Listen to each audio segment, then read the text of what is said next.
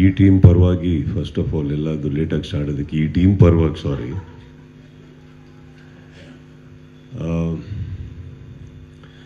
ನಾಗಭೂಷಣ್ ಅವರೇ ನೀವು ಕಾಣೋಷ್ಟು ದಡ್ರೇನಲ್ಲ.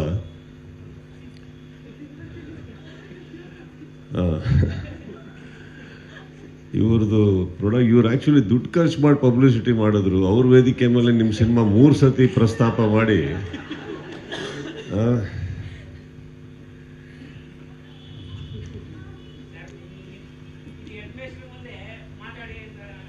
ಇಲ್ಲ, ನಿಮ್ಮ ಮೈಕ್ ಇದ್ದಾಗ ನಿಮ್ಮ ಮಾತಾಡೋ ಟೈಮ್ ಮುಗೀತು. ಸೊ ಬಳಸ್ಕೊಳ್ಳಿ, ವೇದಿಕೆ ಬಳಸ್ಕೊಳ್ಳಿ, ತಪ್ಪಲ್ಲ, ಒಳ್ಳೇದಾಗಲಿ. ಚಂದ್ರು ಸಿನಿಮಾದು ಹೆಸರೇನಪ್ಪ? ಅವ್ರ ಸಿನಿಮಾ ಹೆಸರೇನು? ಹಾಂ, ಫಾದರಿಗೆ ಒಳ್ಳೇದಾಗಲಿ ಅಂತ ಹೇಳ್ಬಿಡಿಲ್ಲ ಅಷ್ಟೇ. ಸೊ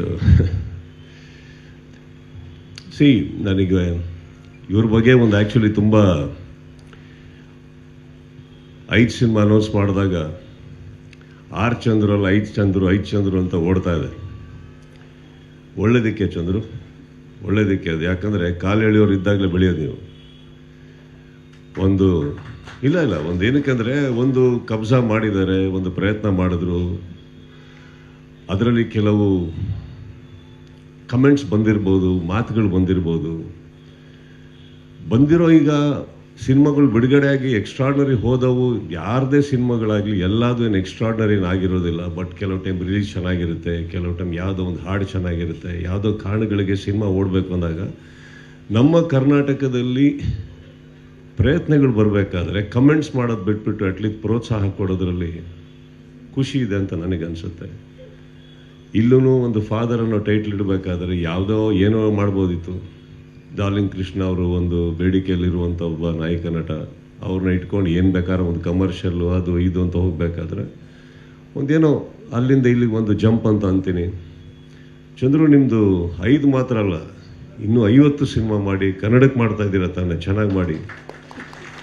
ಆ್ಯಂಡ್ ಎಲ್ಲಿವರೆಗೆ ನಿಮಗೆ ನಿಮ್ಮ ಮಾಧ್ಯಮ ಸ್ನೇಹಿತರ ಒಂದು ಸಪೋರ್ಟ್ ಇರುತ್ತೋ, ಒಳ್ಳೊಳ್ಳೆ ಸ್ನೇಹಿತರು ನಿಮ್ಮ ಜೀವನದಲ್ಲಿದ್ದಾರೋ, ಐ ಥಿಂಕ್ ಎಲ್ಲ ಒಳ್ಳೆಯದೇ ಆಗುತ್ತೆ. ಕೈ ಹಿಡಿಯೋರಿದ್ದಾರೆ ತಾನೆ, ಮಿಕ್ಕಿ ದೇವ್ರಿಗೆ ಬಿಟ್ಬಿಡಿ, ಕಮೆಂಟ್ಸ್ನ ಒಳಗಡೆ ಹಾಕ್ಕೊಳ್ಳಿ ಅಷ್ಟೇ ಅಂತ ಹೇಳ್ತಾ ಇಡೀ ಟೀಮಿಗೆ ಒಳ್ಳೇದಾಗಲಿ. ನಾವು ಯಾವ್ಯಾವ ಸಿನಿಮಾ ಇವ್ರದ್ದು ಲಾಂಚ್ ಮಾಡಿದ್ದೀನೋ ಎಲ್ಲ ಹಿಟ್ ಆಗಿದೆ ಅಂತ ಜವಾಬ್ದಾರಿ ನನ್ನ ತಲೆ ಮೇಲೆ ಹಾಕ್ಬಿಟ್ರಿ ಅವರು. ಭಾಳ ಚೆನ್ನಾಗಿ. ಐ ಥಿಂಕ್ ಕೃಷ್ಣ, ನಿಮ್ಮ ಸಕ್ಸಸ್ ಬರ್ತಾ ಇರೋದು ನಿಮ್ಮ ಹಾರ್ಡ್ ವರ್ಕಿಂದ, ನನ್ನಿಂದಲ್ಲಪ್ಪ. Keep that in mind, it's yours, right, let it be yours.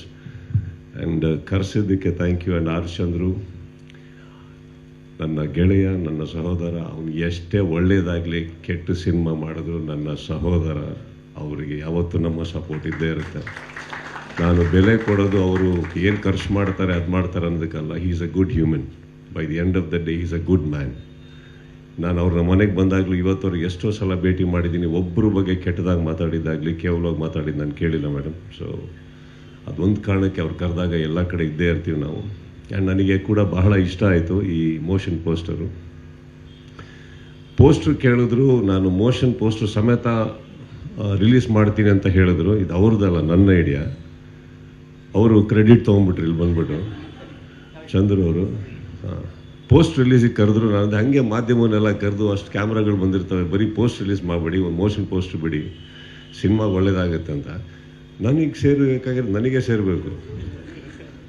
ದುಡ್ಡಂತೂ ಕೊಡಲ್ಲ, ಹೆಸರನ್ನ ಕೊಡಿ.